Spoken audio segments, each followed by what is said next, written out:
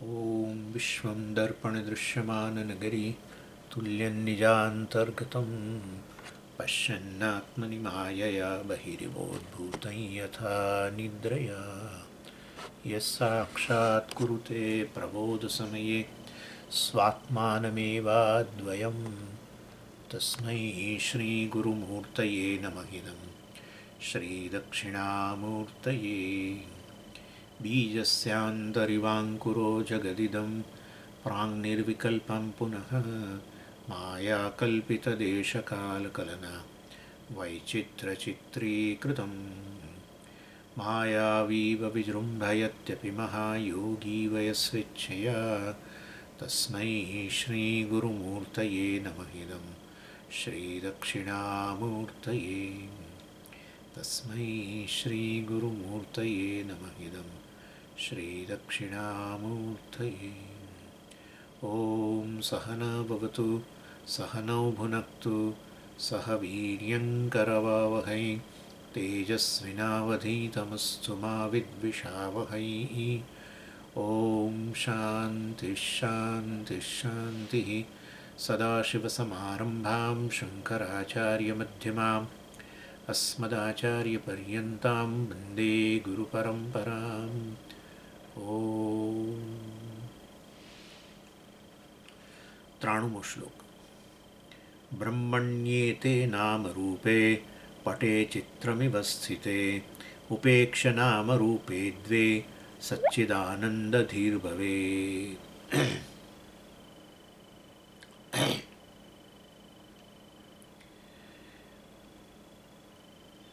સંભળાય છે ને બધાને? હા બસ ના, એટલે કોઈકનો પેલો મેસેજ આવે છે, નથી સંભળાતો એટલે. એટલે બ્રહ્મમાં નામરૂપ કે જગત જે છે એનો સાથેનો સંબંધ, બ્રહ્મનો જગત સાથેનો જે સંબંધ છે કેવો છે એ બતાવે છે. કેવું સરસ ઉદાહરણ આપ્યું. બ્રહ્મણી એ તે નામરૂપે, આ નામરૂપ બ્રહ્મની અંદર પટે ચિત્રમિવ સ્થિતે, નામરૂપ કે જગત બ્રહ્મમાં કેવી રીતે સ્થિત છે? જેવી રીતે એક પટ કે કેનવાસ ઉપર કે કપડા ઉપર બધા પેલા જે ચિત્ર પેઇન્ટિંગ સ્થિત છે તેવી રીતે અભિન્ન. એટલે જે કંઈ તમને ચિત્રમાં જુઓ એ બધી જ વસ્તુઓ છેવટે કેનવાસ જ છે.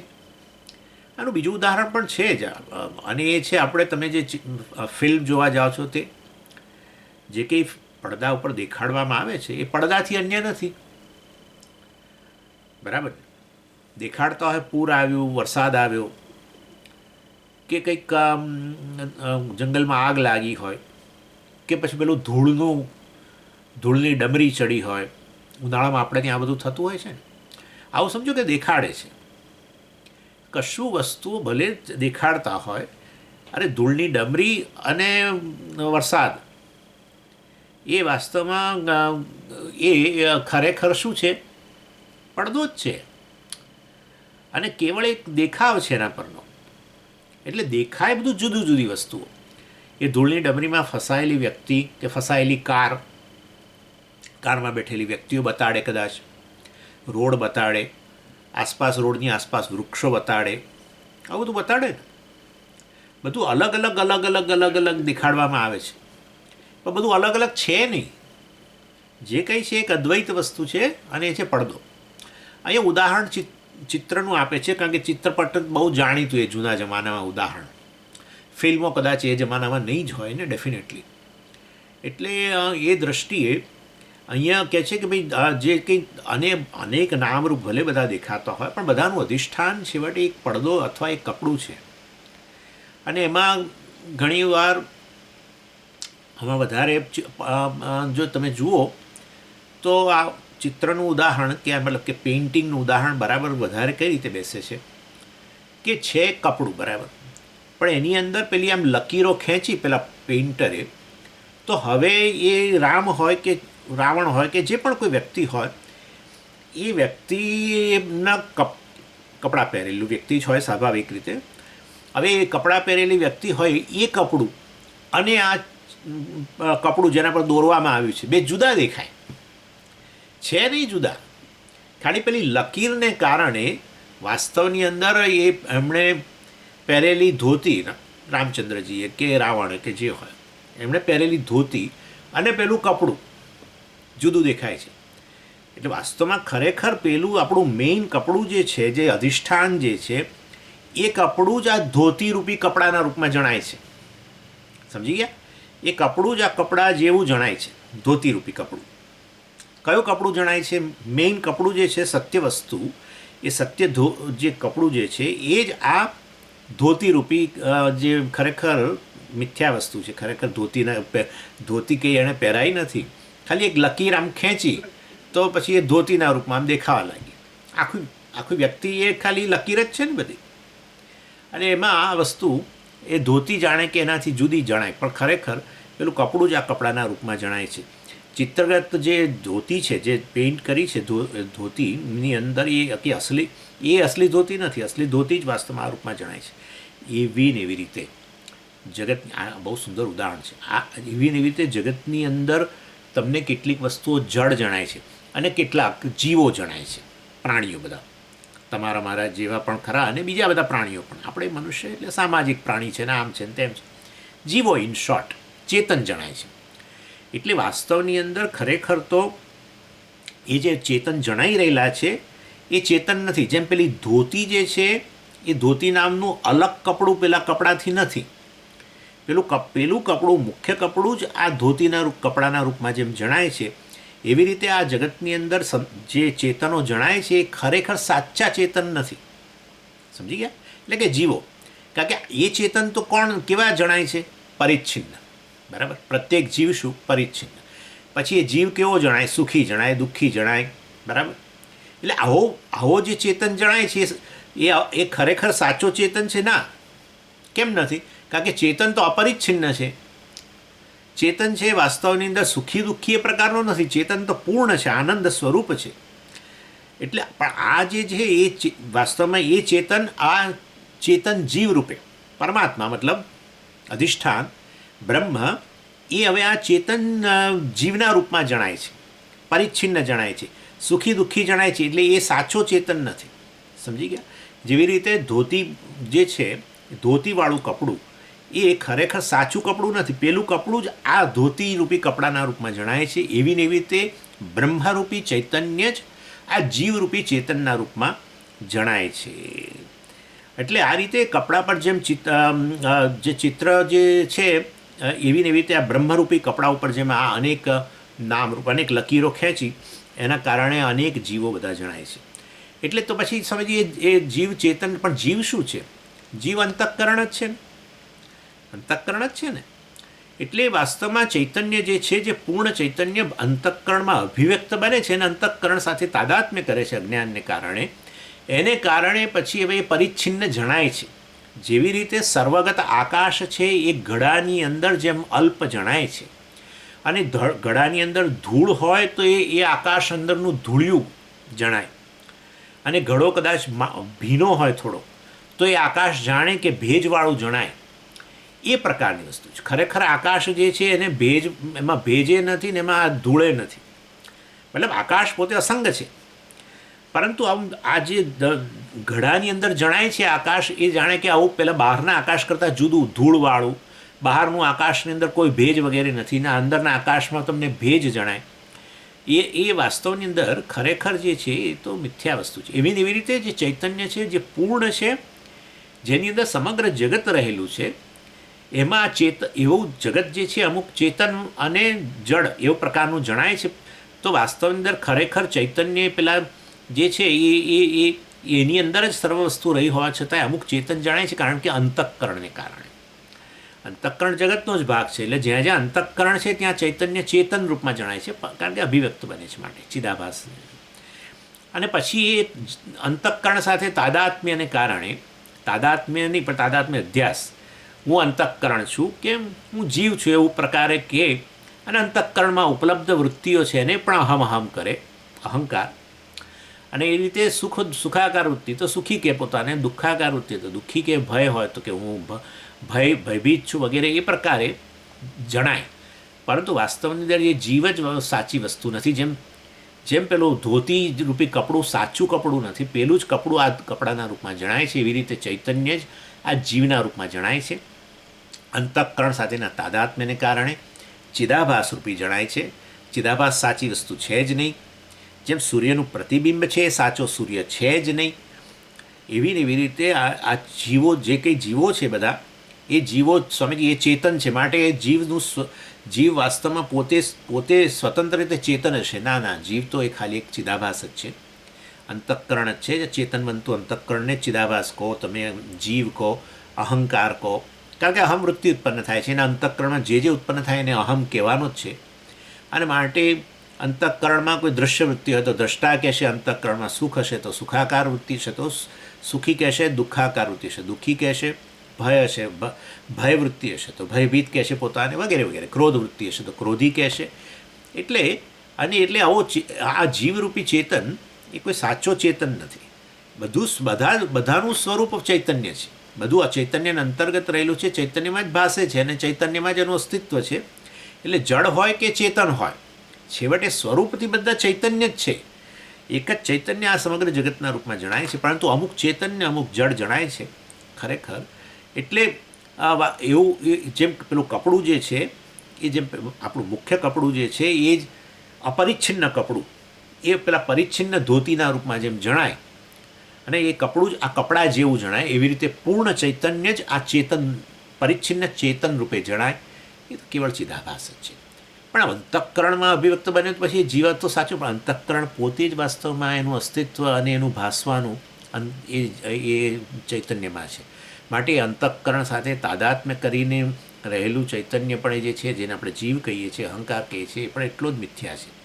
જેમ અંતઃકરણ મિથ્યા છે તો એ ઉપાધિ જ મિથ્યા છે.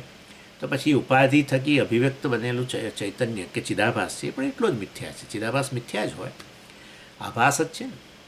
એનીવે, એટલે એ રીતે જીવ સાચે સાચ સ્વરૂપથી ચેતન આમ, એટલે સમજી સ્વરૂપ તો બધાનું ચૈતન્ય કહો છો ને પછી હવે કે સ્વરૂપ મતલબ સ્વતંત્ર રીતે એ ચેતન નથી. આમ એના અંતઃકરણમાં કેવળ પ્રતિબિંબિત ચેતન છે.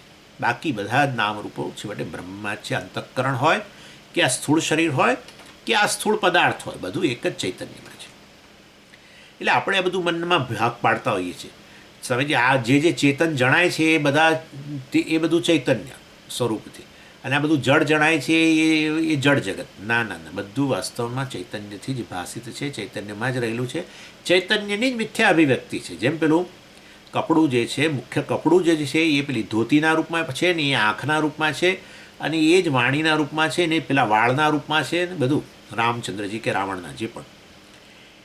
એટલે બધી જ કલ્પનાઓ જે કંઈ કલ્પનાઓ થઈ, જે ચિત્રકારે કલ્પના કરી, એ પણ એ કેનવાસ ઉપર કપડા ઉપર જે કલ્પના કરી એણે, એ બધી વસ્તુનું અધિષ્ઠાન, એ બધી વસ્તુનો સાર, એ બધી વસ્તુઓમાં પૂરેપૂરું વ્યાપેલું. અધિષ્ઠાન એટલે જે પૂરેપૂરું વ્યાપેલું. અધિષ્ઠાન એટલે જે આ કલ્પનાઓને અસ્તિત્વ પ્રદાન કરે છે. કાલ્પનિક પણ એને જાણે કે સાચું જાણે. એટલે આપણને જાણે કે આ રામચંદ્રજી છે ને આ રાવણ છે, પણ ના, એક કપડું જ છે. બંને કેવળ એક કપડું છે, એનાથી એને કશું નથી. એટલે એ રીતે જેમ રાવણનું આધારભૂત કપડું એક જ છે, એવી રીતે જેટલા નામરૂપ છે બધાનું અધિષ્ઠાન આ સચ્ચિદાનંદ બ્રહ્મ એક જ છે. અને એ રીતે ચિત્રોથી આપણે મનને હટાવી લઈએ તો પછી આપણને કપડું દેખાય. ચિત્રોથી હટાવી લો એટલે તરફ જોવાનું નહીં, એવું નહીં. ચિત્ર જે છે એને સાચું નહીં માનવું. એમ એ ચિત્રની અંદર શરૂ કરવાનું કે ભાઈ આ વાળ છે રામચંદ્રજીના, એ ખરેખર શું છે, કે આ એમની આંખો શું છે, કે એમનું કપાળ કોણ શું છે. આ રીતે તમે આખું જોશો છેક, અને એના પરનો પહેરવેશ, આ ધોતી વગેરે પણ તમે સ્પષ્ટપણે સમજી જશો કે વાસ્તવની અંદર એ શરીર પણ જે છે એ વાસ્તવમાં એ પણ કપડું છે, અને એની ઇન્દ્રિયો વગેરે છે એ પણ કપડું જ છે, અને એમણે પહેરેલા વસ્ત્રો જે છે, વેશ પણ છે એ પણ કપડું છે. બધું કપડું જ છે. એટલે આમ વાસ્તવની અંદર અને એમને બતાવ્યા હોય કોઈ જગ્યાએ કે એક ઝાડ નીચે બેઠા છે ચિત્રકૂટની અંદર, તો એ ઝાડે વાસ્તવમાં ચેતન, એ જ કપડું છે ચેતન. એટલે મતલબ એ કપડું જ છે. અને આસપાસ થોડા ખડકો ને બતાવે, ઘાસ બતાવે, સમજો, બધું બતાવે ને આવું ચિત્રમાં, તો બધું કપડું છે. એટલે રામચંદ્રજી નામના ચેતન અને પેલો પથ્થરો આજુબાજુના જડ, એ બધું કેવળ એક કપડું જ છે. એટલે વાસ્તવની અંદર આ રીતે કહેવાનો આશય એક જ છે કે એવી રીતે આ ચેતનને જીવ જે ભાગ પાડીએ છીએ એ તો અંતઃકરણ થકી ભાગ પાડીએ છીએ. એકમાં કંઈક પ્લસ છે, એક સ્થૂળ વસ્તુમાં કંઈક બીજું પ્લસ છે. આ સ્થૂળ વસ્તુમાં એ નથી જે અહીંયા છે. આ સ્થૂળ શરીરમાં એક એવું કંઈક છે જેને કારણે હું ચેતન જણાવું છું, અને આની અંદર એ વસ્તુ નથી. બસ, અને એ છે અંતઃકરણ કે સૂક્ષ્મ શરીર. અને એ રીતે વાસ્તવની અંદર ખરેખર ચૈતન્યમાં કોઈ ભાગ જ નથી પડ્યા, કારણ કે આ કે તે એ પ્રકારની બધી વસ્તુઓ છેવટે કપડાથી અન્ય અખંડ કપડું રામચંદ્રજી રૂપ સ્વામીજી રામચંદ્રજી રૂપી કપડું અને રાવણ રૂપી કપડું, વચ્ચે કશું નહીં. અરે વચ્ચે જે અવકાશ દેખાડતા હોય એ કપડું, કપડાથી અન્ય કશું નહીં. એક અખંડ કપડા ઉપરની કલ્પનાઓ, એક અદ્વિતીય કપડા પરની દ્વૈતાત્મક જગત રૂપે, વિવિધ નામરૂપ રૂપી જગત રૂપે કલ્પનાઓ. એટલે આપણું મન ચિત્રમાંથી હટે, નામરૂપમાંથી હટે, તો વાસ્તવની અંદર ત્યાં ને ત્યાં જેનું અધિષ્ઠાન જે છે એ આપણે જરૂર ત્યાં જોઈ શકીએ. બહુ સુંદર ઉદાહરણ આપ્યું.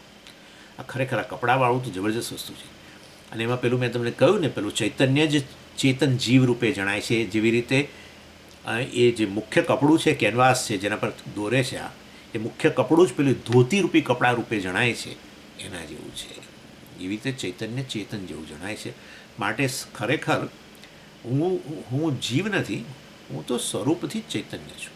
વાસ્તવમાં જીવરૂપી ચેતન અને શરીરની ચેતનતા, મનની ચેતનતા, ઇન્દ્રિયોમાં ચેતનતા, પ્રાણની ચેતનતા, આ બધી તો કેવળ આભાસ છે, ચિદાભાસ છે. વાસ્તવની અંદર હું તો સાક્ષી છું. આ દેહ, મન, બુદ્ધિ વગેરેનો સાક્ષી છું. અને એ સાક્ષી જ વાસ્તવની અંદર સમગ્ર જગતનું અધિષ્ઠાન છે. ગઈકાલે મેં તમને સમજાવ્યું ને કે એ સાક્ષી જ બ્રહ્મ છે, એ જ જગતનું કારણ છે.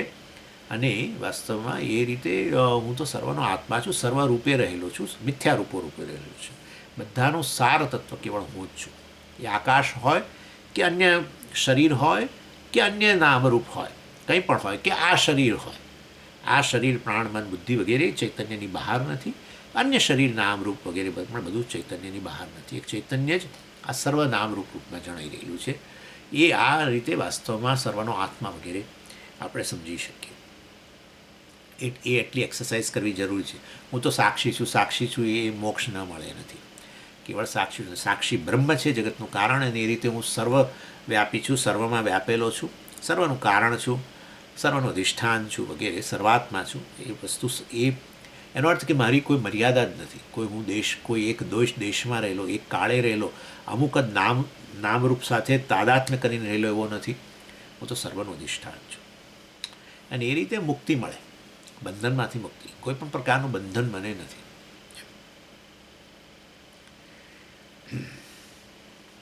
એટલે આ પેલા ચિત્રોના આકર્ષણને કારણે વાસ્તવમાં આપણે પેલું અસલી કપડું ન જોઈ શકીએ.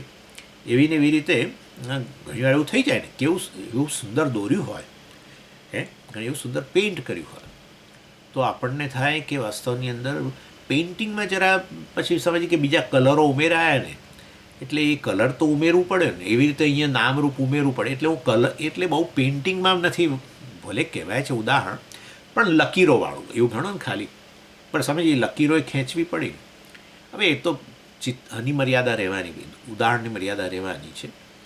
એટલે એવી રીતે સમજીએ આ બ્રહ્મ નામનો પડદો, એના પર માયારૂપી એ ઉમેરવું પડે ને. આપણે લકીરો, માયારૂપી લકીરો આમ ઉમેરવી પડે ને. એટલે બ્રહ્મા વત્તા માયા થઈને બધું બને ને. જેવી રીતે પડદો અને એના પર આ બધી સ્કેચ પેનો અને પેઇન્ટિંગ વગેરે બંને ઉમેરાઈને આખું ચિત્ર બને ને, વિવિધ નામરૂપાત્મક જગત બને ને. એવું અહીંયા નહીં ગણવાનું ભાઈ, કારણ કે માયા પોતે જ બ્રહ્મથી અભિન્ન છે. એટલે અમુક સમજાવવા માટે છે. પછી સમજીએ એમાં તો પેલું ઉમેરે તો છે જ ને, નહીં તો કપડું જ હતું ને. ઉમેરવું તો પડ્યું ને, પેલી એ લકીરો આમ ખેંચવી પડી ને. એના માટે પેન જ કે પછી કલર હોય તો એ કલર આમાં ઉમેરવો પડ્યો ને. અને એ રીતે સ્વામીજી બે વસ્તુ તો ખરી જ ને. એવી રીતે અહીંયા બ્રહ્મ વત્તા માયા એમ ગણવું જ પડે ને આપણે. એ જેને ઈશ્વર કોને, ઈશ્વર અભિન્ન નિમિત્તોપાદાન કારણ, એટલે એ જ આ નામરૂપાત્મક જગત રૂપે રહેલો. એટલે વાસ્તવમાં માયા તો ઉમેરવી જ પડે ને સ્વામીજી. હવે ભાઈ એ ઉદાહરણમાં ઉમેરવું પડે તો કરવું, કારણ કે એમાં છૂટકો નથી. અહીંયા એવું એક બ્રહ્મથી અન્ય કોઈ વસ્તુ જ નથી. એટલે માયા નામની સ્વતંત્ર વસ્તુ નથી. જો માયા એનાથી સ્વતંત્ર હોય તો એ દ્વૈત થઈ ગયું, તો પછી બ્રહ્મ બ્રહ્મ નથી. એક પૂર્ણ બ્રહ્મથી અન્ય માયા નામની વસ્તુ હોય તો એ પૂર્ણ બ્રહ્મ રહ્યું જ નહીં. પૂર્ણમદ પૂર્ણવિદમ ખાલી બોલવા માટે જ રહ્યું. એટલે વાસ્તવની અંદર જે માયા, જે નામરૂપ જે છે એ બધા એ અવ્યક્ત રૂપે બ્રહ્મમાં જ હતું. એનાથી અભિન્ન માયા મિથ્યા દેખાવ. એટલે પાછું બીજું ઉદાહરણ લઈ આવીએ. માટીમાં જ રહેલો ઘડો જેમ માટીમાંથી અભિવ્યક્ત બને છે, એ જ અવ્યક્ત રૂપે રહેલો હતો. એ અવ્યક્ત રૂપે ઘડાને જ વાસ્તવમાં માટીની શક્તિ કહેવામાં આવે છે. ઘડામાં ઉત્પન્ન કરવાની સર્જન શક્તિ એટલે શું? પેલો અવ્યક્ત ઘડો છે માટીની અંદર, એને વ્યક્ત કરવો. તો આપણે કહીએ કે આ માટીમાં શેની શક્તિ છે? સર્જન શક્તિ. શેના સર્જનની? ઘડાના સર્જનની. એટલે પછી આ બીજું ઉદાહરણ લઈએ. સમજ્યા તમે? એટલે આવું બધું કરવું પડે. થોડો એક ઉદાહરણમાંથી એક થોડું કામ ચાલે, બીજા ઉદાહરણથી બીજું. પણ આ ચિત્રનું ઉદાહરણ તમે વિચારી લો કે ખરેખર એક ચિત્રથી અન્ય કશું છે નહીં. અધિષ્ઠાન, ચેતન, જળ, સર્વકાય. અને ખાસ કરીને મેં પેલું ધોતી, કે એક પેલું મુખ્ય કપડું જ આ ધોતીરૂપી કપડાં જેવું જણાય છે. એવી રીતે પૂર્ણ ચૈતન્ય જ આ જીવરૂપી ચેતન રૂપે જણાય છે. વાસ્તવમાં બે ચેતન નથી, જીવાત્મા અને પરમાત્મા, જીવ અને બ્રહ્મ, જીવ અને ઈશ્વર નામના બે ચેતનો નથી. એના માટે ઉદાહરણ કામ કરે.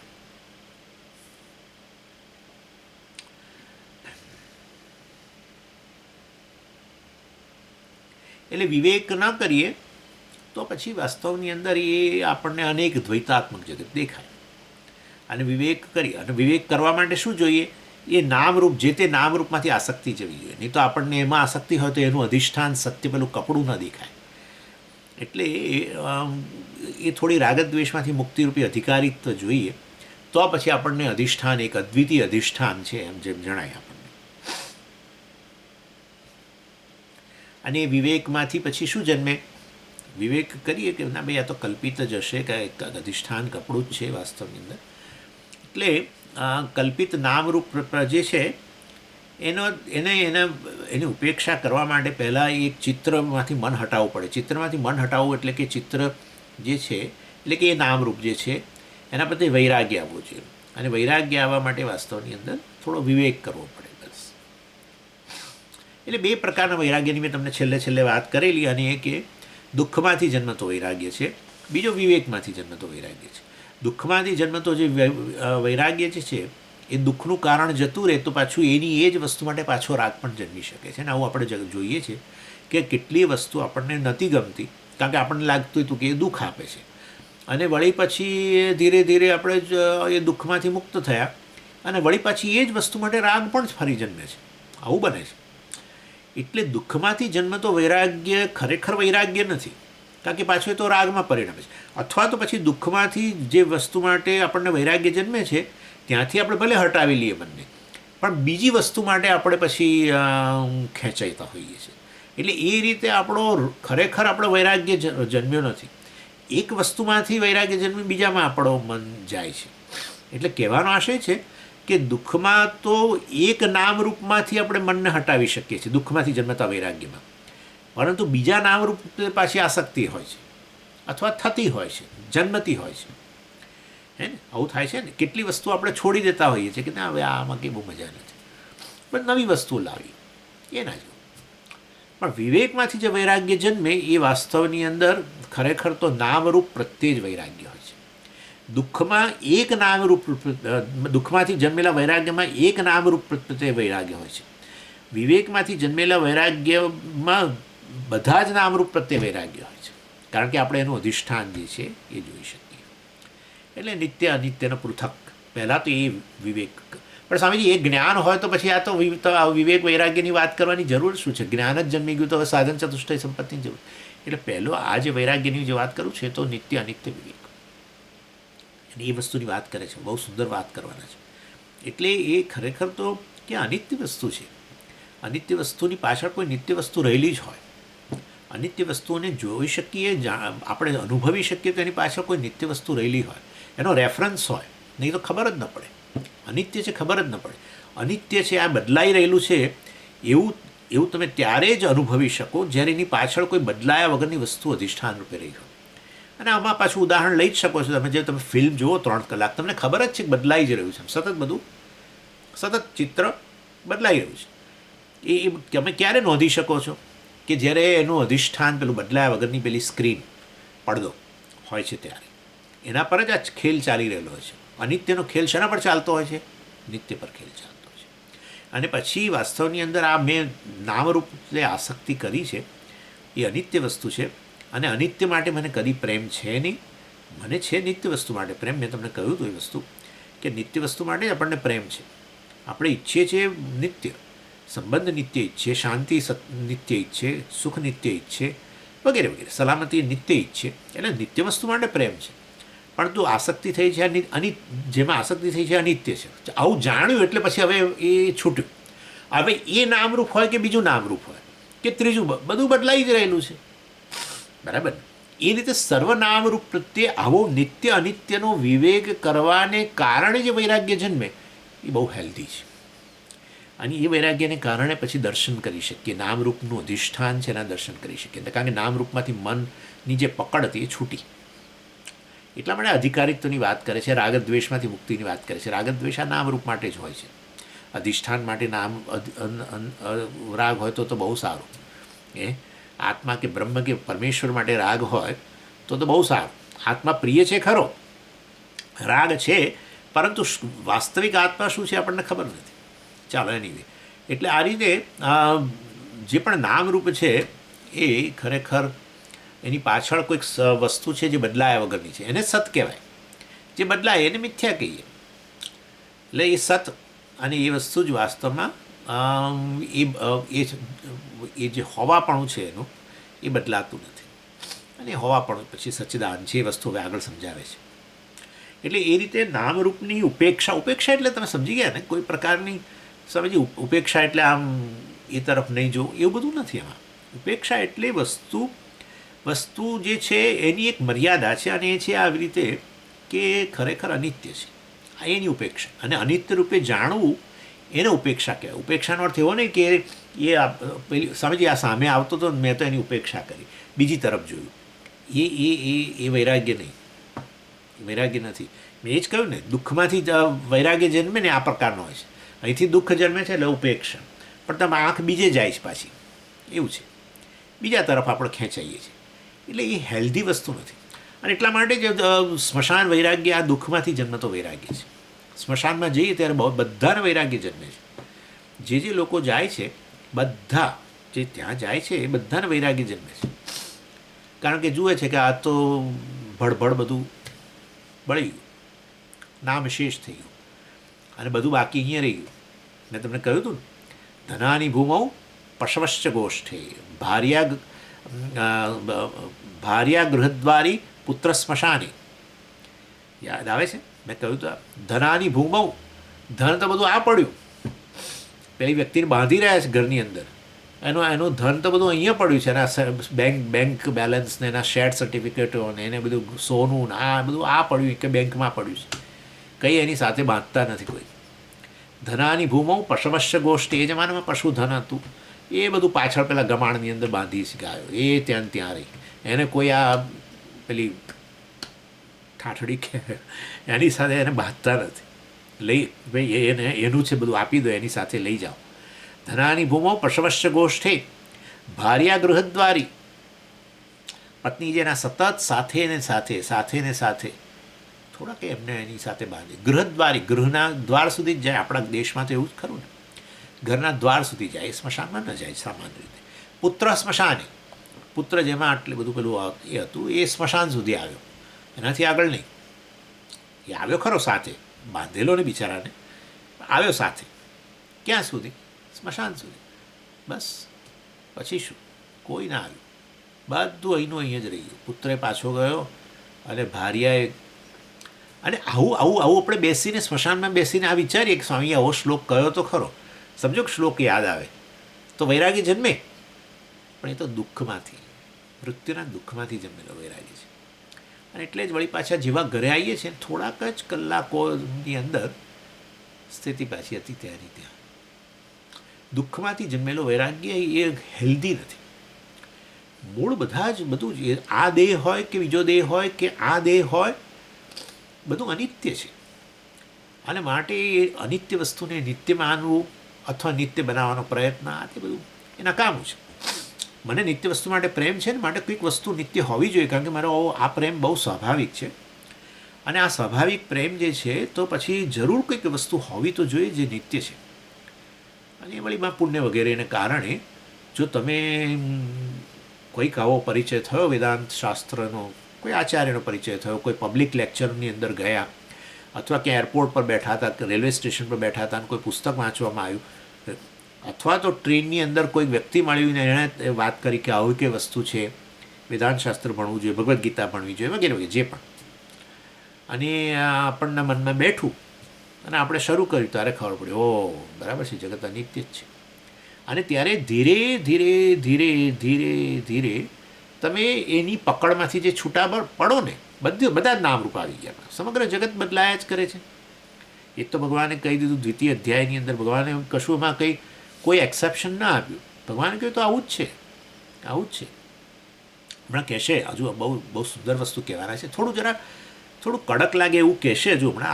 આ અમુક આચાર્યો બિચારા કરતા હોય છે એવું, એટલે પણ ઘણીવાર આપણી પકડ બહુ જબરજસ્ત હોય છે, જેના કારણે આપણે દુઃખી થતા હોય છે, બીજું કશું નથી. આચાર્યોને શાસ્ત્રને રસ છે, આપણા જીવનમાં કંઈ આનંદ આવે, મુક્તિનો આનંદ. કોઈ વસ્તુ આપણા પર પકડ કરીને બેઠું હોય ને આપણને ગમતું નથી. આપણને એમ છે કે ભાઈ બરાબર છે, તમારી સાથે સંબંધ બરાબર છે, પણ તમે મને પકડીને રાખો એ નહીં, તમે મને બંધનમાં રાખો, તમે પકડીને રાખો, તમે મારા પર હાવી થઈ જાઓ, એવું મને નહીં ગમે. એ મુક્તિ માટે પ્રેમ છે, સ્વતંત્રતા માટે પ્રેમ છે આપણને. એટલે એ સાચા અર્થમાં સ્વતંત્રતા શું છે એ વસ્તુ આચાર્યો સમજાવે છે, શાસ્ત્ર સમજાવે કે તમે જીવનમાં ખરેખર એ સાચી સ્વતંત્રતા, મુક્તિ ઈચ્છો છો, મોક્ષ ઈચ્છો છો. મોક્ષ એટલે સ્વતંત્રતા, કે ભાઈ કશી વસ્તુ તમને પ્રભાવિત કરી શકે એવી છે જ નહીં, તમે એવા છો સ્વરૂપથી એમ.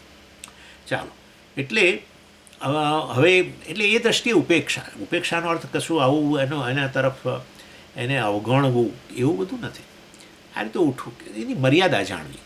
ઉપેક્ષા એટલે વસ્તુની મર્યાદા જાણવી, કે જેની પાછળ પડ્યો છું નિત્ય માટે પ્રેમ છે, અને જેની પાછળ પડ્યો છું એ અનિત્ય વસ્તુ છે, અને માટે એને હું નિત્ય માનું છું એ ખોટું છે. નિત્ય અનિત્યનો વિવેક કરવો અને અનિત્યને અનિત્ય રૂપે જાણીને એમાંથી ઉપર ઉઠવું, એને ઉપેક્ષા કહે છે, એને વૈરાગ્ય કહેવાય.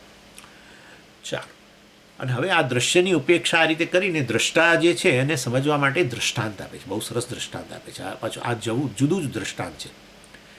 જલસ્થે ધો મુખે સ્વસ્ય દેહે દ્રષ્ટેપ્યુપેક્ષતમ તીરસ્થ એવ દેહે સ્વે તાત્પર્યમ સ્યાદ યથા તથા. શું કહે છે? જેવી રીતે આપણું શરીર, તમે તળાવના કિનારે ઊભા હો, કાંકરિયા કે આ તે કે કોઈ પણ જગ્યાએ, કે તમારું ગામ તમે ગયા હો ને, સામાન્ય રીતે એ ગામની અંદર તળાવ હોય જ ગામની બહારના ભાગમાં.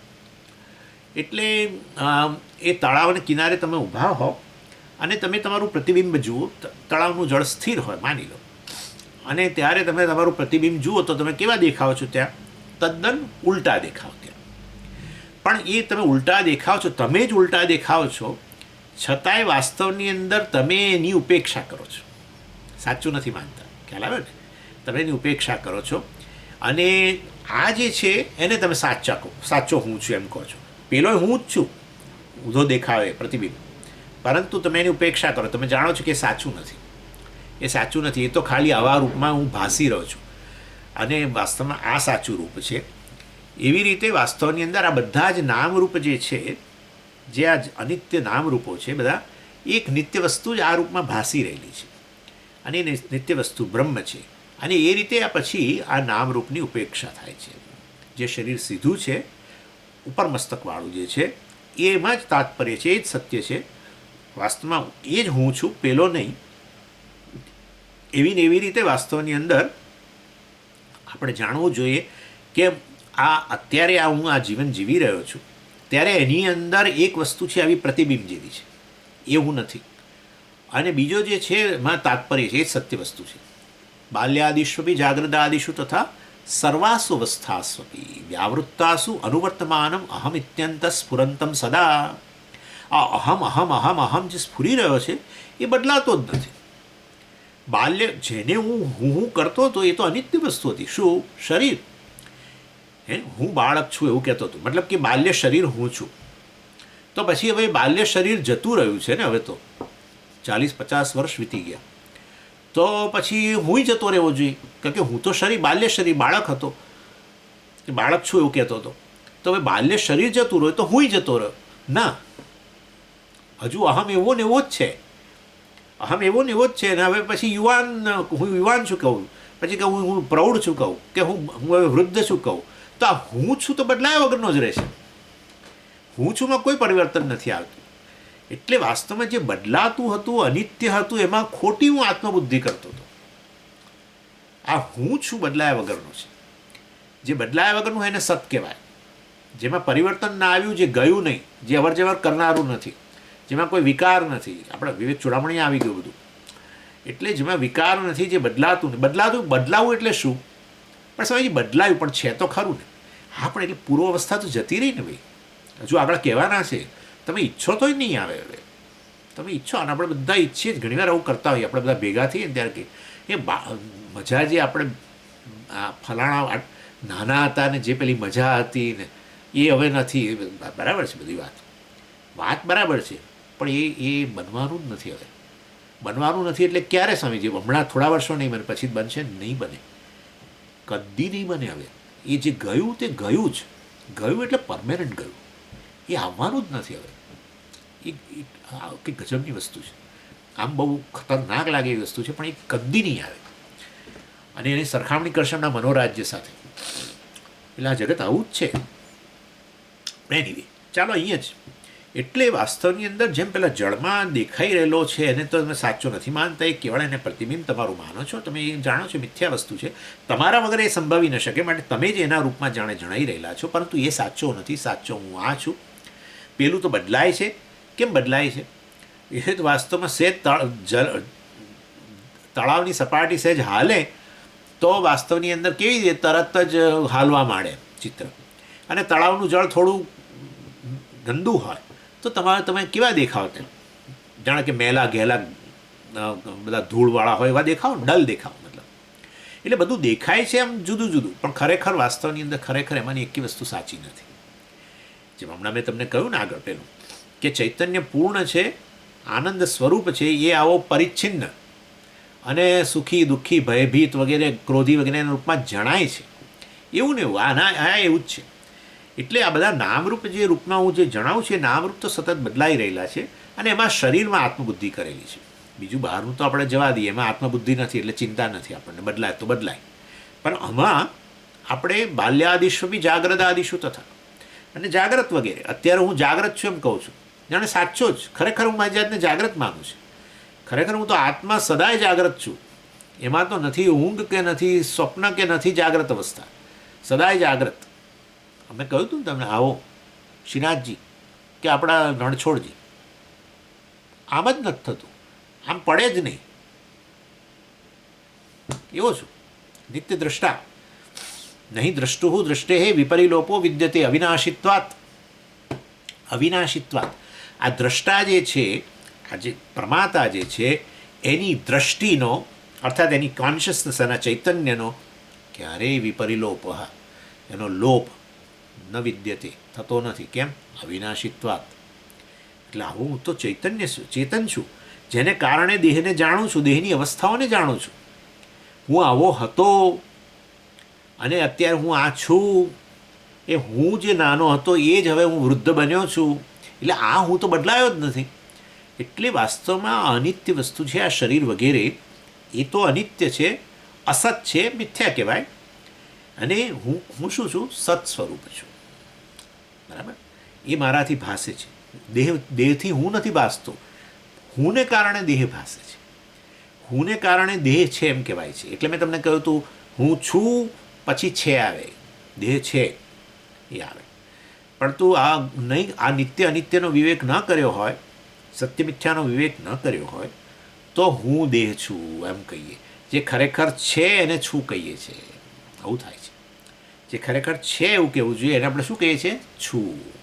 હું દેહ છું એની અંદર શું કરી દીધું? ગૂંચવાડો કર્યો. કારણ કે દેહ તમારા જ્ઞાનનો વિષય છે અને એ તમારા વગર ભાસતો નથી. અને તમે તો એવા ને એવા જ ભાસો છો, નિર્વિકાર છો. આ તો વિકારી છે વગેરે. એટલે ચાલો, એટલે હું સત સ્વરૂપ છું. એક જેવો રહું છું. અને જાગ્રત કાળે જ્ઞાતા જ્ઞાતા જ્ઞાતા જ્ઞાતા જ્ઞાતા, સ્વપ્નમાંય જ્ઞાતા જ્ઞાતા, બરાબર, પ્રમાતા, સ્વપ્ન જગતનો, અને પેલામાં જાગૃત જગત. પણ ઊંઘની અંદર હું પ્રમાતા નહીં, જ્ઞાતા નહીં, હું કોણ છું? જ્ઞાન સ્વરૂપ છું. એટલે વાસ્તવની અંદર ખરેખર તો હું બદલાયા વગરનો સત કેવો છું? ચિત્ત છું, જ્ઞાન સ્વરૂપ છું, ચેતન છું. એટલે અને તમે આ ગાઢ ઊંઘમાંથી બહાર આવો ત્યારે તમે વાસ્તવમાં એવું તમને સ્મરણ નથી થતું કે હું નહોતો. શું સ્મરણ થાય છે? ઊંઘમાં હું હતો. ઊંઘમાં હું છું એવું નહોતા બોલી શકતા, કારણ કે પેલો પ્રમાતા, અહમ, વૃત્તિ વગેરે એ નથી. એ બરાબર છે, કારણ કે એ તો અંતઃકરણ છે ને, વૃત્તિ તો. એટલે એ અંતઃકરણ લઈ પામ્યા માટે હું અહંકાર રૂપે ત્યાં બોલી નથી શકતો. પરંતુ છતાંય એ અહંકારની લય અવસ્થાનો, અંતઃકરણની લય અવસ્થાનો મને અનુભવ તો થાય છે જ. તો પછી અનુભવ થતો હોય તો ચેતન હોવો જ જોઈએ. અને એટલા માટે જ અહમનું સાતત્ય રહે છે. જે હું જાગ્રતમાં છું એણે જ સ્વપ્નનો અનુભવ કર્યો, એણે જ સુષુપ્તિનો અનુભવ કર્યો, અને હવે હું પાછો જાગ્યો છું. એટલે આ અહમ તો બદલાતો જ નથી. એટલે બાલ્યાદિશુ જાગ્રદાદિશુ, જાગ્રત આદિ, આદિ એટલે સ્વપ્ન સુષુપ્તિ વગેરે, બાલ્યાદિ એટલે બાલ્ય, યુવાન, પ્રૌઢાવસ્થા, વૃદ્ધાવસ્થા, આ બધાની અંદર બાલ્યાદિશુ બી જાગ્રદાદિશુ તથા. આ કયો શ્લોક બોલો સ્વામી? દક્ષિણામૂર્તિ સ્તોત્ર. બાલ્યાદિશુ બી જાગ્રદાદિશુ તથા સર્વાસુ અવસ્થાસુ. આ તમારા આ જીવનની અંદર અનેક અવસ્થાઓ આવે છે. બધી કેટલી અવસ્થાઓ આવીને ગઈ. સર્વના તમે જાણકાર જ છો, કેવળ ચેતન, એને પ્રકાશિત કરનારા છો. એટલા માટે અહમ બધા સાથે જોડાયેલો છે, બદલાયા વગરનો. અવસ્થાઓ બદલાઈ ગઈ, પણ અહમ તો એવો ને એવો જ રહ્યો. એ અવસ્થા આવીને જતી રહીને હવે નવી અવસ્થા છે, તો અહમ એમાંય છે. પછી એ અવસ્થા જતી રહેશે, નવી અવસ્થા તો એમાંય છે. એનો અર્થ કે અવસ્થાઓથી હું વિલક્ષણ છું. એ તો અનિત્ય છે બધું. અને એ છે આ દેહ, મનની અવસ્થાઓ. આ તો મેં દેહનું બોલ્યો, પણ મનની પણ અવસ્થાઓ. ઇનફેક્ટ આ મનની જ અવસ્થા, જાગૃત વગેરે તો મનની જ અવસ્થાઓ કહેવાય. મન પૂર્ણ જાગ્રત એને જાગ્રત અવસ્થા કહેવાય. મન અર્ધ જાગ્રત એને સપનાવસ્થા કહેવાય. મનની લય અવસ્થાને સુષુપ્તિ કહેવાય. આત્માની કોઈ અવસ્થા જ નથી. આત્મા એટલા માટે જ અવસ્થા ત્રય સાક્ષી તુરીય કયો. ત્રણેય અવસ્થાઓ મારા વગર નથી. ત્રણેય અવસ્થામાં હું પૂરેપૂરો વ્યાપેલો છું. જેવી રીતે ચિત્રની અંદર બધા જ વસ્તુ, ફિલ્મની અંદર જે તે કેરેક્ટરો છે ને એ લોકો જે પણ કરી રહ્યા છે એમાં પડદો પૂરેપૂરો વ્યાપેલો છે. પરંતુ પડદો બિલકુલ અસંગ જ રહે છે. અસંગ બિલકુલ. એક ચિત્ર, એક દૃશ્ય આવે જેની અંદર આગ લાગી હોય, બીજું ચિત્ર આવે કે જેમાં બધા ફાયર બ્રિગેડવાળાએ આગને શમાવી દે, ચારે બાજુ પાણી પાણી થઈ જાય. ગમે તે આવે, આગ લાગી તેથી પડદો બળતો નથી, કે આ પાણી આવ્યું તેથી પડદો ભીજાતો નથી, કે ધૂળની ડમરી આવી તેથી પડદો ખરાબ થતો નથી. અસંગ. કે સારું દૃશ્ય, સરસ જંગલનું દૃશ્ય હોય ને એમાં કેડી હોય ને એમાં ચાલતા હો તમે, એવું બીજું પણ પેલો એક્ટર ચાલતો હોય ને એવું કંઈક જુઓ, આવું સુંદર દૃશ્ય હોય, કે સમુદ્રનું દૃશ્ય, કશું પડદો પડદો જ. પડદો બદલાઈ ગયો તો પછી વાસ્તવની અંદર એ પડદો જે છે એ પડદો કહેવાય જ નહીં, અધિષ્ઠાન બોલાય જ નહીં. અધિષ્ઠાન એવી વસ્તુ છે કે જે અસંગ રહીને, નિર્વિકાર રહીને, બદલાયા વગર રહીને વિકારોના રૂપમાં જણાય. જે કંઈ વિકારો છે, અભિનેતાના વિકારો કે પછી અભિનેત્રીના, કે બધું જે પણ એમના ચહેરા પરના હાવભાવ હોય, એમના પહેરવેશ હોય, જે પણ હોય, બધું કેવળ એક પડદો. ચેતન જળ હોય એ બંને જણા, અભિનેતા અને અભિનેત્રી, એક ઘરની અંદર બેસીને વાતો કરતા હોય સોફા પર, એ સોફોય પડદો, બધું પડદો. ચેતન જળ બધું પડદો જ. કેમ પડદો પડદો કરો છો? પડદો ના હોય તો બતાવો મને, પડદા વગર બતાવો. આ તો પડદા વગર બતાવીશું, દિવાલ પર બતાવીશું, દિવાલ પડદો. ઓકે, પડદા વગર તમે મને એ બતાવો, પડદા વગર અભિનેતાને બતાવો. એટલા માટે તમે છે ને એક પડદા પર નજર કરવાને બદલે થિયેટરની અંદર ક્યારેક પ્રોજેક્ટર તરફ નજર કરજો, જેમાંથી પેલી લાઇટ નહીં તો અંદર પેલો બોક્સ જેવું હોય ને એમાંથી પેલી આમ લાઇટ આવતી હોય પડદા તરફ, પડતી હોય પડદા પર. એ પ્રોજેક્ટર તરફ નજર કરજો, કશું જ નહીં દેખાય. એક પ્રકાશથી અન્ય કશું જ નહીં દેખાય ત્યાં. એ પ્રકાશ જ વાસ્તવમાં જ્યારે પડદા પર પડે ત્યારે પેલો અભિનેતા ને પછી પેલો આગ ને પેલી ધૂળની ડમરીઓ ને વરસાદ ને સમુદ્ર ને પહાડો ને વૃક્ષો ને બધું, અભિનેતા અને અભિનેત્રી બે, પાછું સ્ત્રી પુરુષ બધુંય એક પડદો જ. પડદા પરથી નજર હટાવીને પ્રોજેક્ટર તરફ લઈ ગયા, કોઈ ફિલ્મ જ ના દેખાય. 3 કલાક એક ખાલી પ્રકાશ જોઈને પાછા આવો. પ્રકાશ, બસ પ્રકાશ. હા, ખાલી પ્રકાશ જોઈને પાછા આવો. મજા ના આવે. મજા આવી છે કારણ કે પેલો અધિષ્ઠાન. કારણ કે મેં એવું સાંભળ્યું છે કે એક સ્ક્રીન બહુ કોસ્ટલી આવતી હોય છે. સ્ક્રીન એ કંઈ સામાન્ય આપણું કપડું જેવું નથી હોતું, કંઈક વિશેષ પ્રકારની હોય છે, જે હશે તે. એટલે કહેવાનો આશય એવો છે, એવો છું હું વાસ્તવની અંદર. કેવો છું? આવો અધિષ્ઠાન છું, નિર્વિકાર, અસંગાત્મા, અસંગોહમ પુનઃ પુનઃ. એના પર બધો ખેલ ચાલી રહ્યો છે. એટલે સોક્રેટિસે એટલે બહુ સરસ કહ્યું કે આ વર્લ્ડ જે છે એ વર્લ્ડ રૂપી સ્ટેજ પર આ બધો ડ્રામા ચાલી રહ્યો છે. પણ એ બિચારાને નથી ખબર કે આ વર્લ્ડ રૂપી સ્ટેજ નહીં, આ તો વાસ્તવની અંદર એક પડદો છે. હું પડદો, ચૈતન્ય રૂપી પડદા ઉપર બધો ખેલ ચાલી રહ્યો છે. ચૈતન્યથી અભિન્ન રહીને બધો ખેલ ચાલે છે. ચૈતન્ય વગર કશું દેખાય જ નહીં. તમે મને જોઈ શકો છો કારણ કે ચેતન છો. તમે મને જોઈ શકો છો, તો મને સાંભળી શકો છો, ચેતન છો. માટે ચેતન ના હોય તો ક્યાં કોણ સાંભળવાનું હતું? શું સાઉન્ડ નામની વસ્તુ છે કે નહીં, ક્યાંથી ખબર પડે? રૂપ નામની વસ્તુ છે કે નહીં, ક્યાંથી ખબર પડે? ગંધ નામની વસ્તુ છે કે નહીં, ક્યાંથી ખબર પડે? સ્વાદ નામની વસ્તુ છે કે નહીં, ક્યાંથી ખબર પડે? અને આ શીતળ સ્પર્શ ને ઉષ્ણ સ્પર્શ ને કોમળ સ્પર્શ ને કઠણ સ્પર્શ નામની વસ્તુ ક્યાંથી ખબર પડે? ચેતન વગર કોણ આ બધું ઉજાળિત છે? આ જગત શબ્દ સ્પર્શ રૂપ રસાત્મક જગત જે છે, ગંધાત્મક જગત જે છે, એને કોણ પ્રકાશિત કરશે? એ પ્રકાશિત કરનાર એનાથી સર્વ અસ્પૃષ્ટ છે. આ શબ્દમાં સ્પર્શમાં અરૂપમ રસમ નિત્યમ ગંધવત. કઠોપનિષદ. અશબ્દમ એ પોતે શબ્દ વગરનો છે, સાયલન્સ છે. સર્વ શબ્દોને પ્રકાશિત કરનાર, સર્વ ધ્વનિઓને પ્રકાશિત કરનાર. એ વાયુનો ધ્વનિ હોય કે એ સમુદ્રનો ધ્વનિ હોય કે એક વ્યક્તિનો ધ્વનિ હોય કે એક વૃક્ષના પાંદડાઓનો ધ્વનિ આવતો હોય કે ઇવન પક્ષીઓનો ધ્વનિ હોય કે પ્રાણીઓનો ધ્વનિ હોય, કંઈ પણ સર્વને પ્રકાશિત કરનાર એક જ વસ્તુ છે. અને જે પ્રકાશિત થાય છે એનું અસ્તિત્વ સિદ્ધ થાય છે. જે વસ્તુ પ્રકાશિત જ્ઞાનનો વિષય બનતી નથી એનું અસ્તિત્વ સિદ્ધ થતું નથી. માટે હું એવો છું જે બધાનું અસ્તિત્વ સિદ્ધ કરું છું, બધાને પ્રકાશિત કરું છું અને બધાનું અસ્તિત્વ સિદ્ધ કરું છું. એટલે મારા પર સમગ્ર જગત રૂપી ફિલ્મ ચાલી રહી છે.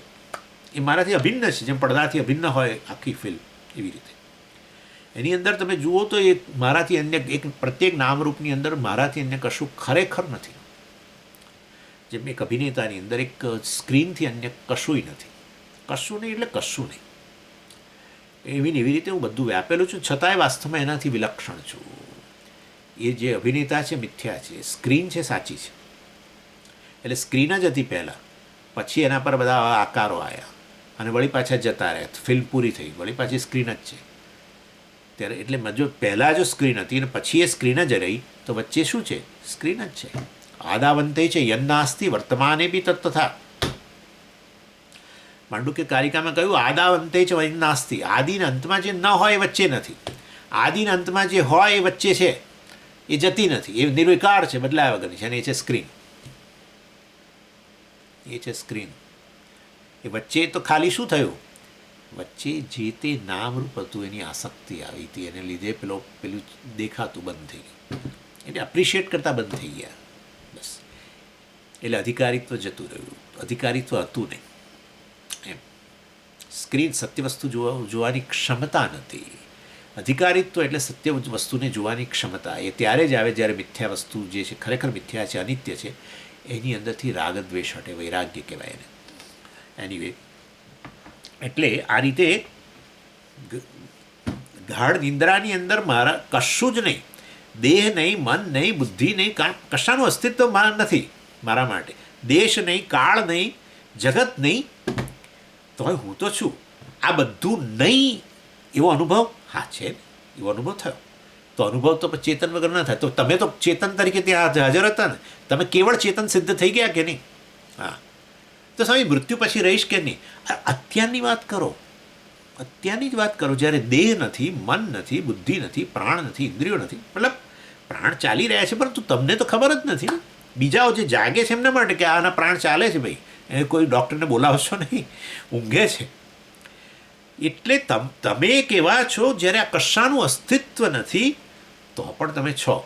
તો પછી મૃત્યુ પછી પણ જો આ શરીર નહીં હોય તો તમે નહીં રહ્યું કે કહી શકો? જરૂર. જેમ ઊંઘની અંદર એક વસ્તુ નથી. શું નથી? અહંકારનો ગેરહાજર હતી. પ્રમાતા ગેરહાજર હતો. પણ પ્રમાતા નથી માટે હું નથી એવું નથી. પ્રમાતા તો લય પામી ગયો મારી અંદર. કારણ કે પ્રમાતા એ ચેતન, અહંકાર જે ચેતન જે છે એ તો ચિદાભાસ જ છે. એ ચૈતન્યમાં જાણે લય પામી ગયું. હું સાક્ષી છું એમાં જ લય પામી ગયું. એટલે મૃત્યુ પછી હું નહીં રહ્યું નહીં. મૃત્યુ પછી નવું શરીર મળશે તો નવો અહંકાર. તમે તો રહેવાના જ છો. જો અત્યારે જ કશું ન હોય તો પણ તમારું અસ્તિત્વ હોય તો એનાથી એનો અર્થ એવો થયો તમે દેશકાળ વગેરેથી સ્વતંત્ર વસ્તુ છો. જગતથી સ્વતંત્ર વસ્તુ છો. દેહથી તમારું અસ્તિત્વ નથી. કારણ કે દેહનું અસ્તિત્વ નથી જણાતું તોય તમારું અસ્તિત્વ છે સુષુપ્તિમાં. માટે વાસ્તવની અંદર તમે સત સ્વરૂપ છો, ચિત્ત સ્વરૂપ છો. સમજી ગયા? જ્ઞાન સ્વરૂપ છો. સત્યમ જ્ઞાનમ અથવા સત ચિત્ત. અને કેવા છો? અનંત છો. કારણ કે એ તો જાગ્રત કાળે પછી હું આટલો છું કહીને 5 ફૂટ 8 ઇંચનો છું કહેતો. એ નહોતો તો પણ હું જો વાસ્તવમાં મારું અસ્તિત્વ રહેતું હોય તો એનો અર્થ કે મારું માપ જ નથી કોઈ.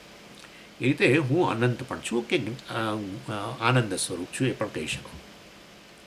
અથવા બીજી રીતે પણ કહેવાય કઈ રીતે આનંદ કે આ સચ્ચિત કે હું જે છે વાસ્તવ મારું જે સ્વરૂપ છે એ જ. એટલે આ જગતની વસ્તુઓ જે છે એમાં તમને અનેક પ્રકારના દુઃખ વગેરે આવે ને જાય, પરંતુ અને એમાં તમને પ્રિય અપ્રિય પણ આ વસ્તુ આવી ગઈ હતી આપણે પહેલાં. આ વસ્તુ પહેલાં આવી ગઈ છે કે જગતની વસ્તુમાં પ્રિય અપ્રિયપણું બદલાયા કરે છે. પ્રિય બને, અપ્રિય બને, અપ્રિય બને, પાછું પ્રિય બને વગેરે. અથવા કેટલુંક અપ્રિય બની જાય, કેટલુંક પ્રિય બને, આવું બધું બને. પણ એક વસ્તુ માટે તમારું પ્રિયત્વ કદી જતું જ નથી અને એ છે તમે. હુંનું પ્રિયત્વ કદી નથી જતું. બધી વસ્તુઓ જેમાં તમને પ્રિય અપ્રિયપણું છે એ તમારી પ્રિયતા માટે છે. બીજું અપ્રિય એટલા માટે બન્યું કારણ કે એ વાસ્તવમાં એ તમારા પ્રેમ માટે, તમારા આનંદમાં સામે એ વસ્તુ આડખીલી રૂપ હતી તો અપ્રિય બની ગઈ. એનો અર્થ એવો થયો કે તમને તમારી જાત તો પ્રિય છે એના માટે થઈને. અને જે પ્રિય વસ્તુ કેમ? કારણ કે એ વસ્તુ તમને અનુકૂળ છે, તમને અનુકૂળ છે. પેલી વસ્તુ અપ્રિય કેમ? મને પ્રતિકૂળ છે. એનો અર્થ કે મને તો હું તો મારી જાતને બહુ જ પ્રિય છું અને જે વસ્તુ મને અનુકૂળ બને એ મને પ્રિય. આત્માની પ્રિયતા કદી જતી જ નથી. માટે આત્મા જ ખરેખર આનંદ સ્વરૂપ હોવું જોઈએ. અને એ રીતે સચ્ચિદાનંદ, સત બદલાયા વગરનો. આ રીતે તમે જોઈ શકો કે અત્યારે જ આ શરીરો વગેરે બદલાય, મન પણ સતત બદલાય છે, ઇન્દ્રિયોની શક્તિ વગેરે બદલાય છે, પ્રાણા ભૂખ તરસ બદલાય છે, ફરાણો બધું બદલાયા જ કરે છે, બદલાયા જ કરે છે. ઇનફેક્ટ આપણે નાના હતા ને જે આપણી ભૂખ વગેરે હતી એવી હવે નથી. સ્વામીજી હવે નથી જમી શકતા. કહીએ જ છે આપણે ઇન્દ્રિયોની શક્તિઓ ઘણી જતી રહી છે. આપણા ચશ્મા આવી જાય, બીજું કંઈક આપણે પાછું પહેરવું પડે, આ તે બધું બધા. અને સર્ક્યુલેશન પણ પ્રાણ શું પ્રાણાપાન વ્યાન ઉદાન બધું બદલાઈ રહ્યું છે, સતત બદલાઈ રહ્યું છે. એટલે બધાની અંદર પણ અહમ બદલાતો નથી. પહેલાં આવું હતું ને હવે આવું છે એને કહેવાય પ્રત્યભિજ્ઞા. પહેલાં આવો હતો એને કહેવાય એ અહંકાર, એ સ્મૃત અહંકાર છે. હું પહેલાં આવો હતો, હું અત્યારે આવો છું, એને અનુભૂયમાન કહેવાય. અનુભવ અત્યારે કર્યો છું, હું આવો છું. પહેલાં હતો કેવો હતો? સ્મૃત. હું આવો હતો સમજી પહેલાં, એટલે સ્મૃત એ પણ અહંકાર. હું અત્યારે આવો છું, શ્રોતા છું દાખલા તરીકે, એ પણ શું કહેવાય? અહંકાર. કેવો અહંકાર? અનુભવ, તમારો પોતાનો અનુભવ. હું જાણું છું કે હું શ્રોતા છું, મતલબ તમારો પોતાનો અનુભવ. એટલે પેલો પણ અહંકાર, સ્મૃત અહંકાર, આ પ્રત્યક્ષ અહંકાર, અનુભૂયમાન અહંકાર. પરંતુ જે હું પહેલાં આ હતો એ જ હું અત્યારે છું એને કહેવાય પ્રત્યભિજ્ઞા. પ્રત્યક્ષ અનુભવ અને સ્મૃતિ. કાલે મારી રજા રહેશે પછી સપના કરશે પેલી મળી એવું ના કે કાલે નહીં આવી રે એ જાતે કરી દેશે. હા, એ ખ્યાલ નથી આવતો ક્યાં બેઠા છે. આ તો સારું છે કે આ બધું કંઈક એવું બોલાય છે કે જે નહીં તો ઘણીવાર તમને મને શરમ આવે એવું કંઈક બોલી કાઢે એકદમ. ચાલો એની વે કહેવાનો આશય એવો છે મારો કે અને યહ પ્રત્યભિજ્ઞા તે આચાર્યએ કહ્યું દક્ષિણાવર્તી સ્તોત્રમાં. પ્રત્યભિજ્ઞા જબરજસ્ત પ્રમાણ છે. સ્વયં દેવદત્ત એ જ દેવદત્ત આ દેવદત્ત છે. હવે ઘણું બદલાઈ ગયેલું છે. એ તમારો બાળપણનો મિત્ર એ જૂનો એનો માસૂમ ચહેરો અને એને બધા વાળ ઢગલાબંધ વાળ ને કેવો દેખાતો હતો કરચલી વગરનો. અત્યારે કરચલીવાળો વાળ જ અત્યારે હવે આવો છે તેવો છે. ઘણું બદલાઈ ગયું. પણ એ બે બદલાયા જે બદલાયું છે એની અંદર કોઈ બદલાયા વગરની વસ્તુ પડેલી છે. એના દર્શન કરો ત્યારે તમે કહી શકો ને કે એ જ દેવદત્ત આ છે. એવું ને એવું અહીંયા પણ એવું છે. હું આવો હતો અહંકાર, પહેલાં આવો હતો એ અહંકાર. સ્મૃતિ હું અત્યારે આ છું અનુભવનો અહંકાર. બરાબર, બંનેને ભેગા કરો એ જ હું આ છું. અર્થાત એ તો બદલાયા વગરનો નિર્વિકાર જ્ઞાન સ્વરૂપ અનુભવ, બંને અનુભવની અંદર હાજર વગેરે વગેરે. એટલે એ રીતે મારું વાસ્તવિક રૂપ આ છે, સચ્ચિદાનંદ મારું રૂપ છે.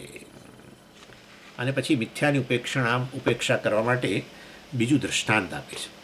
સહસ્રશો મનોરાજ્યે વર્તમાને સદૈવ તત સર્વૈઃ ઉપેક્ષતે યદ્વત ઉપેક્ષા નામ રૂપયો. એટલે મનોરાજ્ય સરસ ઉદાહરણ આપે છે કે આ તમે વ્યવહારિક જગતનો અનુભવ કરો છો અને બીજું મનોરાજ્ય સર્જો છો, એ પણ આનું જગત. અને એ મનોરાજ્યમાં શું કરતા હો છો તમે? તો કહે છે મન અનેક પ્રકારની વસ્તુઓ પર વિચાર કરતું હોય છે. આવું થઈ જાય તો સારું, આવું થઈ જાય ને તો સારું, આવું થઈ જાય તો સારું. કલ્પના કહો, દિવા સ્વપ્ન કહો, મનોરાજ્ય. અને મનોરાજ્ય વખતે તમને મનમાં જે તમે બધું જેનો અનુભવ કર્યો, જે રાજ્યનો, જે જગતનો જે અનુભવ કર્યો, એ એવું ભલે લાગતું હોય પરંતુ તમે એના જાણકાર છો ને તમે એની ઉપેક્ષા કરો છો. બરાબર છે. દાખલા તરીકે માનો કે તમે આવું જુઓ કે હું એક બહુ ધનવાન વ્યક્તિ છું, બેઠા બેઠા હિંચકા પર આમ તમે એકદમ જ મનોરાજ્ય, દિવા સ્વપ્ન મનમાં કલ્પનાઓ કરવા માંડે કે હું એક બહુ ધનિક વ્યક્તિ છું. અથવા બીજું તમને કહું, બીજી વસ્તુ ગુજરાતીઓ માટે બહુ છે. ગુજરાતીઓ છે ને હંમેશા ગમે તે ભણે, સારામાં સારો આઈઆઈએમમાં ભણે કે કોઈ યુનિવર્સિટીઓમાં ત્યાં ભણે, પીએચડી કરે ને ફલાણું કરે ને ઢીકણું કરે ને MBA કરે ને આ કરે ને તે, પણ એક જ ધ્યેય હોય છે ગુજરાતીઓને, કદાચ રાજસ્થાનના લોકોનું પણ, અને એ છે મારો પોતાનો બિઝનેસ કરો. બસ આ આપણે નથી જતું.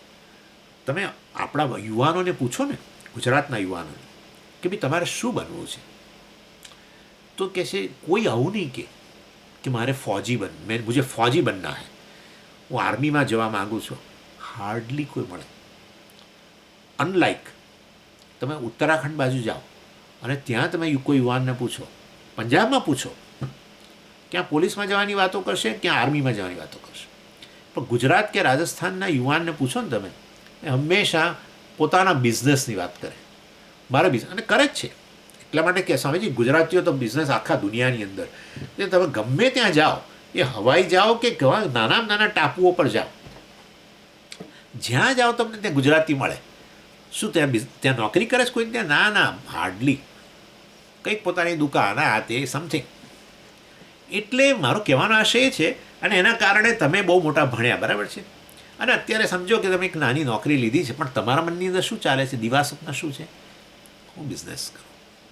અને એને કારણે તમે સાંજે નોકરી પરથી આવીને પહેલાં હિંચકો ખાતા વિચારો છો કે મેં મારો બિઝનેસ શરૂ કર્યો, મેં મારી એક સરસ ફેક્ટરી છે ને એની અંદર 300 કારીગરો કામ કરે છે, અને હું આવી રીતે ફેક્ટરીની અંદર ફરી રહ્યો છું, આમ તેમ બધું.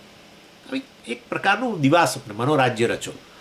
પરંતુ તમે જાણો છો કે મેં આવું રચ્યું અને આવો હું અનુભવ કરું છું, પણ એ સાચું નથી. નહીં તો શું થાય કે હવે તમને તમારા પત્નીએ જમવા માટે બોલાયા અને તમે ઊભા થઈ ગયા, દિવા સ્વપ્ન તૂટી ગયું, પણ તમે એવી રીતે હજુ જાણે જઈ રહ્યા છો, ઘરની અંદર એન્ટર થઈ રહ્યા છો બહાર હિંચકા પરથી, કે જાણે તમે એક બિઝનેસમેન છો અને જેવી રીતે ફેક્ટરીમાં એન્ટર થતા હો એવી રીતે એન્ટર થઈ રહ્યા છો. ના, તમને ખબર છે કે આ તો ભલે મેં અનુભવ્યું પણ સત્ય નથી. બહુ જબરજસ્ત ઉદાહરણ આપે છે કે તમે અનુભવ કરો કે હું આ વસ્તુ, એટલે તમે જે છો એનાથી ભિન્ન છે એનો અનુભવ કરો, વાસ્તવમાં જીવ્યા છો એનાથી ભિન્નનો અનુભવ કરો, પરંતુ તમે જાણો છો કે એ વસ્તુ સાચી નથી. આ એટલે કે છે સહસ્રશઃ મનોરાજ્ય.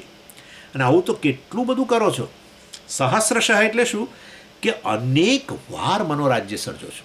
રોજે રોજ કદાચ બીજે દિવસે આવીને પાછા બેસે અને વળી પાછી ફરી ફેક્ટરીને બધું જુપાયું કે બીજો પ્રકારની ફેક્ટરીનું જુએ.